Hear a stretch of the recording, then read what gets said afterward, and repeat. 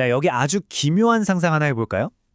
어느 술집에 석가, 공자, 노자, 그리고 예수가 한자리에 모여 술을 마시고 있는 거예요. 좀 엉뚱하죠? 근데 이 기묘한 만남 속에 우리가 전혀 몰랐던 바로 그 본능의 지혜가 숨어 있습니다. 지금부터 저랑 같이 그 비밀을 한번 파헤쳐 보시죠. 바텐더가 술을 한 잔 권합니다. 그러자 제일 먼저 반응한 사람이 바로 석가였어요. 딱 맛을 보더니 단호하게 거절하죠. 쓰다. 아주 단순하고 솔직하고 어떻게 보면 지극히 본능적인 반응입니다. 그럼 다른 사람들은 어땠을까요? 바로 여기서부터 이야기가 정말 재밌어집니다. 공자는 마치 어떤 규칙이라도 따르는 것처럼 아주 신중하게 맛을 보고요. 노자는 세상 만물을 다 품듯이 그냥 행복하게 술을 마십니다. 심지어 예수는 너무 기쁜 나머지 일어나서 춤까지 춘다니까요. 아니, 똑같은 술 한 잔을 두고 이렇게나 반응이 다르다니, 이게 바로 각자의 본능이 드러나는 방식인 거죠. 보통 우리 본능이라고 하면 뭘 떠올리시나요? 뭔가 통제해야 할 것 같고 약간 동물적인 충동 같은 거. 그렇게 생각하기 쉽잖아요. 근데 만약 그게 전부가 아니라면 어떨까요? 오늘 우리는요, 이 본능이라는 게 단순한 충동을 넘어서 우리 유전자에 깊숙이 새겨진 위대한 유산이라는 관점으로 모든 걸 한번 다시 보려고 합니다. 바로 이 질문이 오늘 이야기의 핵심입니다. 여러분이 무심코 내리는 선택과 판단을 지배하는 그 본능이 사실은 수백만 년 동안 우리 인류를 살아남게 한 지혜의 결정체라면, 자, 이 새로운 렌즈를 끼고 우리 행동을 뒤에서 조종하는 4가지 숨겨진 힘을 하나씩 들여다보겠습니다. 그 첫 번째 힘은요, 바로 첫인상입니다. 우리는 왜 그렇게 사람을 겉모습으로 판단하는 걸까요? 이게 그냥 우리가 편견이 심해서 속이 좁아서가 아니에요. 여기에는 우리의 생존과 아주 직접적으로 연결된 정말 오래된 본능이 숨어 있습니다. 이게 그냥 하는 말이 아니에요. 메라비언의 법칙이라는 걸 보면 이 사실이 너무나 명확해지거든요. 정말 놀랍게도 우리가 누군가와 소통할 때 말의 내용 자체는 고작 7%밖에 영향을 못 미친대요. 그럼 나머지는 뭐냐? 무려 55%, 그러니까 절반 이상이 바로 외모, 표정, 몸짓 같은 그냥 눈에 보이는 걸로 결정된다는 거죠. 왜냐하면 우리 뇌는요, 수백만 년 동안 위험을 피하려고 눈에 보이는 걸 가장 먼저 그리고 가장 강하게 믿도록 진화해 왔기 때문이에요. 그리고 이 본능은요, 상황에 따라서 놀라울 정도로 유연하게 바뀝니다. 예를 들어서 전쟁처럼 생존이 막 위협받는 시기에는 강인하고 좀 위협적인 인상의 지도자를 찾고요. 반대로 평화로운 시기에는 화합을 이끌어낼 부드럽고 다가가기 쉬운 인상의 지도자를 본능적으로 선호하게 된다는 거죠.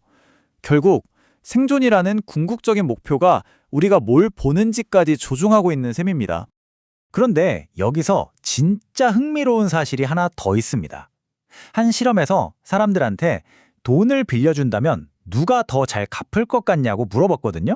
그랬더니 대부분이 아주 잘생기고 예쁜 사람보다 평범하게 생긴 사람을 지목했다는 거예요. 왜 그랬을까요? 그 이유는 바로 위협에 대한 본능 때문입니다. 지나치게 뛰어난 외모는요, 우리도 모르는 사이에 경쟁심이나 어떤 위협감을 느끼게 만들 수 있어요. 반면에 평범한 외모는 상대방에게 나랑 비슷한 사람이구나 하는 안도감을 줘서 경계심을 탁 풀게 만들죠. 이게 바로 우리가 평범함 속에서 신뢰를 느끼는 이유고요. 때로는 바로 그 평범함이 성공의 더 큰 디딤돌이 되기도 하는 겁니다. 우리 뇌가 외모라는 시각적인 지름길을 선호하는 것처럼요, 행동에 있어서도 본능적으로 지름길을 찾으려고 해요. 이게 바로 우리가 살펴볼 두 번째 힘, 최소 노력의 법칙입니다. 간단히 말해서 우리 뇌는 생존을 위해서 에너지를 최대한 아끼도록 설계됐어요. 그래서 항상 최소의 노력으로 최대의 효과를 얻는 길을 찾고 있는 거죠. 이 본능을 완벽하게 설명해 주는 게 바로 파레토 법칙, 우리가 흔히 80대 20 법칙이라고 부르는 겁니다. 전체 결과의 80%는 언제나 단 20%의 핵심 원인에서 나온다는 정말 놀라운 통찰이죠. 이게 비즈니스뿐만 아니라 인간관계, 공부, 우리 삶 거의 모든 영역에 적용된다니까요. 백화점 1층 한번 떠올려 보세요. 왜 가장 들어가기 쉬운 그 좋은 자리에 항상 비싼 명품이랑 화장품이 있을까요? 이게 바로 파레토 법칙 때문이에요. 1층이 전체 면적의 한 15%밖에 안 될지는 몰라도 백화점 전체 수익의 대부분을 만들어내는 핵심 20%인 거죠. 최소의 노력으로 최대의 이익을 얻으려는 우리 본능을 아주 정확하게 이용한 전략이라고 할 수 있습니다. 자, 에너지를 아끼고 효율을 쫓는 것만큼이나 중요한 생존 본능이 또 있습니다. 그건 바로 안전한 곳을 찾으려는 보호 본능이에요. 이건 우리 마음 가장 깊은 곳에 있는 원초적인 욕망이고요. 지금 이 순간 여러분의 선택에도 아주 강력한 영향을 미치고 있습니다. 우리가 왜 그렇게 SUV를 좋아할까요? 통계를 보면 사실 전복 위험이 더 높을 수도 있거든요. 근데도 사는 이유는 우리 가족을 안전하게 보호해줄 것 같다는 강력한 느낌을 주기 때문이죠.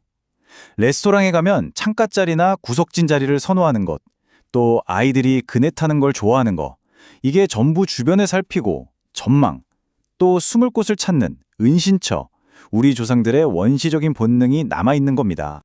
우리가 이렇게 물리적인 공간에서 안전함을 느끼는 것처럼 눈에 보이지 않는 소리 역시 우리에게 엄청난 영향을 미칩니다.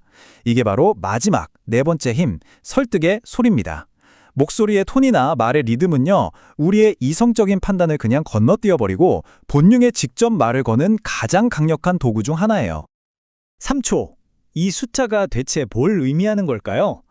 이게 바로 우리 뇌를 사로잡는 마법의 시간입니다. 이 3초의 비밀은 놀랍게도 여러분의 호흡에 있습니다. 우리가 가장 편안하게 숨쉬고 말하는 한 문장의 길이가 보통 3초 정도 되거든요. 세계적인 동화 작가 닥터 수스나 우리가 흥얼거리는 수많은 히트곡 후렴구가 바로 이 3초 리듬을 따르고 있어요. 우리의 가장 기본적인 생체 리듬과 딱 맞아떨어지니까 저항할 수 없는 편안함과 만족감을 느끼게 되는 거죠. 목소리 톤도 마찬가지예요. 예를 들어서 속삭이는 듯한 부드러운 목소리, 매력적으로 들릴 수는 있어도 본능적으로 신뢰감을 주지는 못한대요. 반면에 연구 결과에 따르면 적절한 긴장감과 에너지가 실린 목소리가 가장 지적인 인상을 줘서 누군가를 설득할 때 가장 효과적이라고 합니다. 혹시 매장에서 어떤 음악이 나오는지 신경 써본 적 있으세요? 그것도 사실은 우리 지갑을 열게 만드는 본능 스위치입니다. 빠른 템포의 음악은 이성적인 뇌를 깨워서 제품의 기능이나 가성비를 꼼꼼하게 따지게 만들지만 느리고 감성적인 음악은 우리의 감성을 자극해서 보석이나 디저트처럼 좀 충동적인 구매를 하도록 유도하는 거죠. 자, 이렇게 네 가지 힘을 통해서 우리는 본능을 활용하는 방법을 살짝 엿봤습니다. 하지만 마케터처럼 본능을 그저 이용하는 걸 넘어서 현자처럼 본능과 조화를 이루는 것. 아마 거기에 진짜 지혜가 있겠죠? 이 마지막 이야기는 우리가 어디로 나아가야 할지를 보여줍니다. 남자들은 욕망이라는 본능에 완전히 사로잡혀서 한 여인을 쫓고 있어요.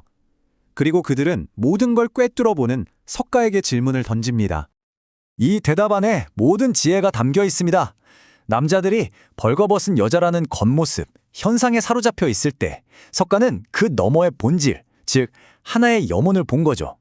본능에 이리저리 휘둘리는 게 아니라 그것을 넘어서서 사물의 핵심을 꿰뚫어보는 경지, 바로 그겁니다.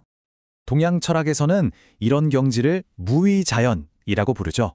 억지로 애쓰는 게 아니라 그냥 물이 흐르듯 자연스럽게 행동하는 것. 맨 처음 술잔을 들었던 노자처럼 말이에요. 가장 깊은 내면의 본능, 그 지혜와 나의 행동이 완벽하게 하나가 되는 상태를 말하는 겁니다. 오늘 이야기는 여러분께 이 질문을 남기면서 마무리하려고 합니다. 우리는 언제까지 이 본능과 싸워야만 할까요? 어쩌면 우리의 본능은 억누르고 통제해야 할 적이 아니라 우리 안에 잠들어 있는 가장 오래된 스승일지도 모릅니다.